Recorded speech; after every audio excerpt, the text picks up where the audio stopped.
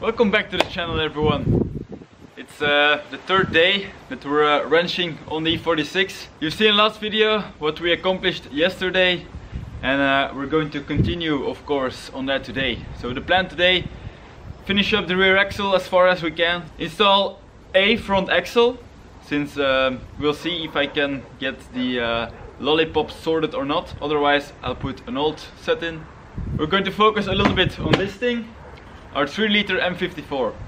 We're going to put fresh oil and filters in it, put on the flywheel, clutch and all that stuff. If we have time, I'll already hang it into the chassis so it's away from the shop. That's basically the plan for today. Make the car a roller so it can stand on its own wheels with the interior in it.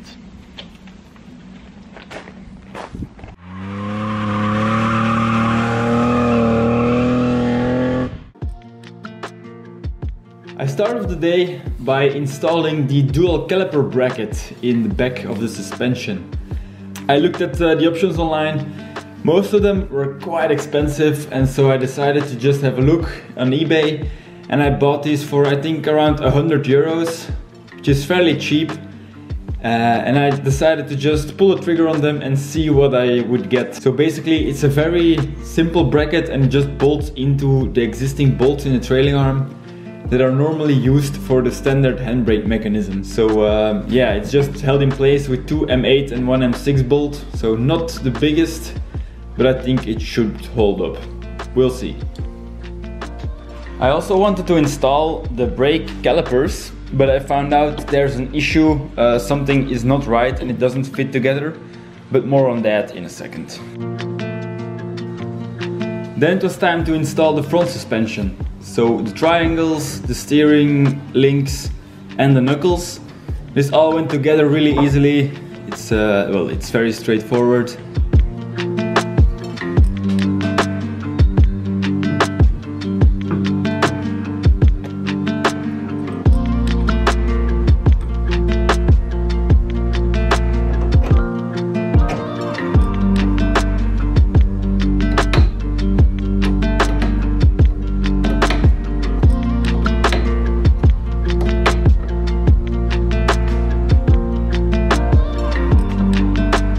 So guys, the angle kit from Racing Solutions is in the car. So this is what we got right now. So as you can see, the lollipop in the back is not connected yet.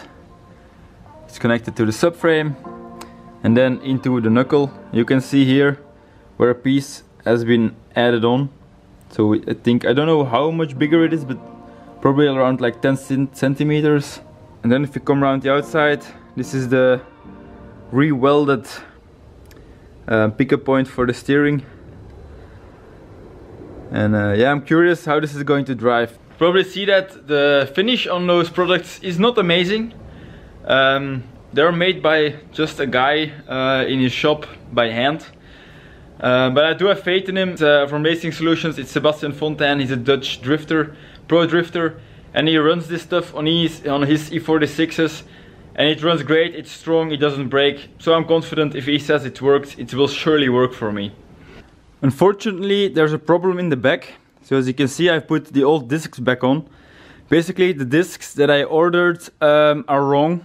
They don't go far enough back. So the face of the disc sits more towards the outside of the car, and that causes the caliper not to mount to the trailing arm.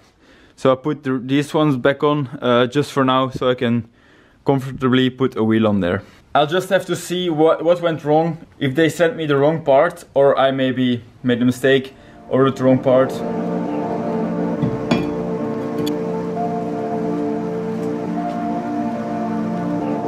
Turned out I had the same issue in the front.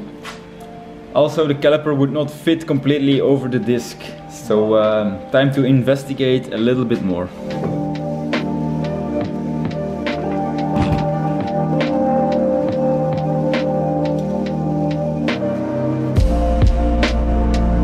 But of course there's no point in just, well, not doing anything. So I'm continuing on the engine. So we're starting off by replacing the spark plugs, one by one. And when that is done, we're gonna move on to take off some unnecessary stuff from the engine.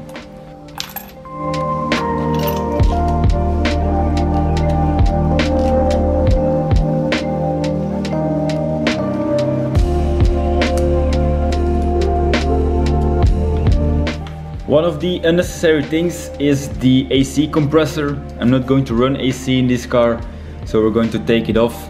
It simplifies this stuff a little bit and it weighs quite a bit, so that's always a bonus to remove some weight, especially so far front of the car.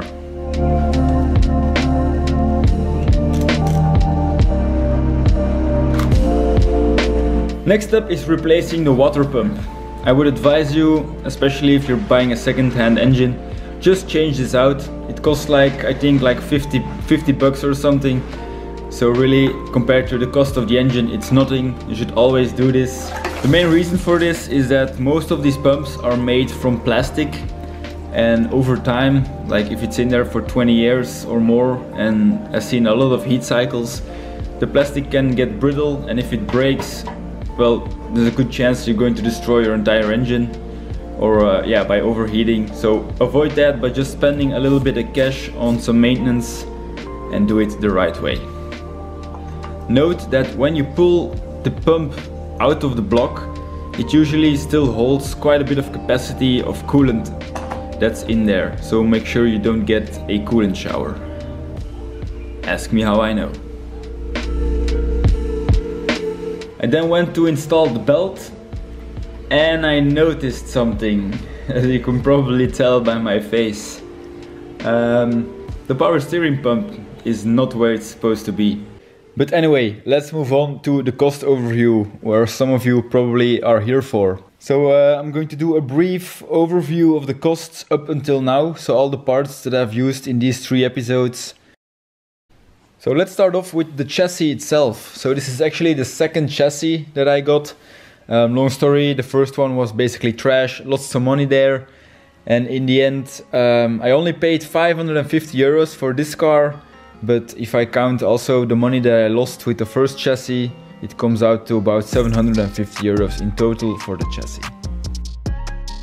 And through Munich Icons, I got my hands pretty cheap on a other front and rear axle set.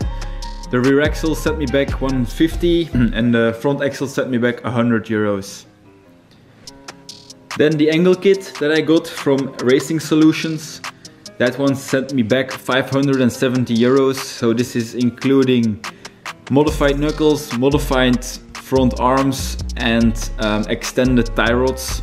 So includes the polyurethane lollipop bushings. Then I spent quite a bit of money on new bearings, new flanges, some stuff for the braking system, also on some spare tie rods and a bunch of other small stuff. And that in total set me back 412.48 euros. Then we have the Bimmer Products adjustable camber arms. They set me back 140 for a set. Then we have the central jacking point. That set me back 76.45 euros. The adjustable lollipop bushings from Bimmer Products that do not fit, they cost me 100. Then the reinforcement plates, they cost me 95 euros. Then a complete set of Strongflex bushings. They're not all pictured here. They set me back in total 515.93 euros. It seems like quite a lot. It is a lot, but compared to Powerflex, which was my initial plan, Powerflex was close to 1000 euros, so almost double. And then lastly, we have the dual caliper brackets I got from eBay for 111.32 euros. Okay, so where does that bring us? I'm going to start off by telling you my initial budget. So initially I thought I would be able to put this car together, really basic. I did go a little bit further by now, but we'll get to that in a second. My initial budget was 4,000 euros. Quite optimistic to build a 330i E46 drift car, but I figured it should be possible since I had quite a bit of stuff already. But a little hint, it's not even going to be close to cutting it. Okay, apart from the things that I just listed, there are a couple more things that I spent money on. One of those things is powder coating from all of the suspension arms. That set me back another 270 euros. And also I bought a standard 330i clutch and some stuff for engine maintenance like filters and spark plugs and stuff like that. And that was an additional 257.76 euros. So in total that comes down to 3,548.93 euros that I've spent so far. So basically we have a remaining budget of 451.07 euros. So as you can see, we've almost spent our entire budget and the car isn't even halfly put together. So I did underestimate it a little bit. I mean, we don't even have an engine yet. Or I didn't even count it yet. So yeah, as you can imagine, we're going to go up quite a bit from here. You've probably noticed that some stuff is highlighted in orange and in red. So start off, the stuff that's just white, that is stuff that you can go around. Those are costs that you have to make to build a car. Like you can't really go around that, or you're doing something not right. What's in orange is stuff that you can get away with not using, but I would strongly recommend it. Like camber arms, we're going to be adjusting the stance of the car and the alignment, and I'm pretty sure we're going to need those camber arms to get our alignment to spec. The chassis reinforcement plates, also something, it's not needed, but I would really advise on doing it since it is a known weak point on these cars, so better get ahead of it. The StrongFlex bushings, you can do with the standard bushings. Well, it's just all going to, well, be not as tight, but that's something you could do along the way. But if you're building a car, you should be replacing bushings and stuff anyway. So I made the decision to go with polyurethane. And if you're going the OEM way, it's going to be, I think, at least as expensive as the aftermarket stuff. So that's why I opted for StrongFlex. And the dual caliper bracket, probably the least needed one on this list. You can get a stock handbrake to work, but I'm not a fan of a stock handbrake, and it's not going to be really reliable, also because I'm used already to a hydro. So yeah, because it's so cheap for what it is. I say that now because I don't have tested it yet, so who knows, maybe it's trash. But yeah, I went for that option. Then lastly, the stuff in red, that is stuff that is completely unnecessary and you can do 100% without. So the rear jack point, I haven't actually showed you guys when I installed it. I don't know why exactly, but that's completely unnecessary. The car has jack points from itself. I just know that I'm going to be lowering this car so much that yeah, I'm gonna have trouble putting my jack on the standard locations, so I opted to go for that. The adjustable lollipops, also not needed. You can just do with the fixed polyurethane or even the standard ones. And then the powder coating, also you could just leave your arms as they are, or just paint them with rattle cans, whatever. Powder coating is of course the best option, but it's also the most expensive. So that's it for the cost overview so far. I hope you learned something with this. I think it's always interesting when you get to know this from certain project cars. This is of course temporary, and when the car is finished, I'm for sure going to be doing another one, a complete one, and to really get you guys an image of how much it costs to do, in some essence, still a budget E46 drift build. So let's jump back to the garage for the outro. Okay guys, that's going to be it for day 4 of Wrench Week. It was an interesting day. Found out some more issues that I did not expect. Some good news, we got the front end all together but the lollipops. So we're almost there. Looking nicely, as said before, I can't wait to drive this. The rear end is also as good as complete. We of course still don't have the diff bushings, but they're on the way.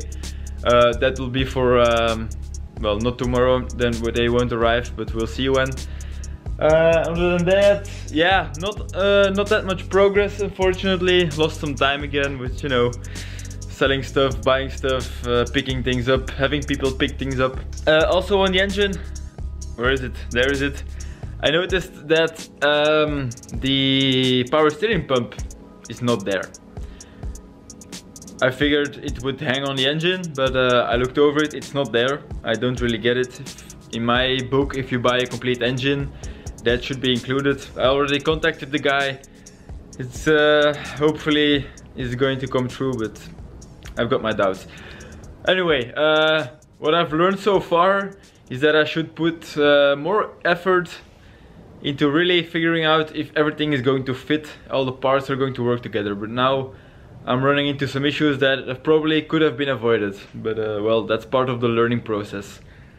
So tomorrow I have like half a day before I'm leaving to go on weekend to celebrate New Year's. So I want to get the engine sitting in the car with the gearbox on it, and I think that's loosely going to be it. I need to clean up the garage a little bit and put the other E28 under here, so then there's space again for my parents' cars. So yeah, see you tomorrow.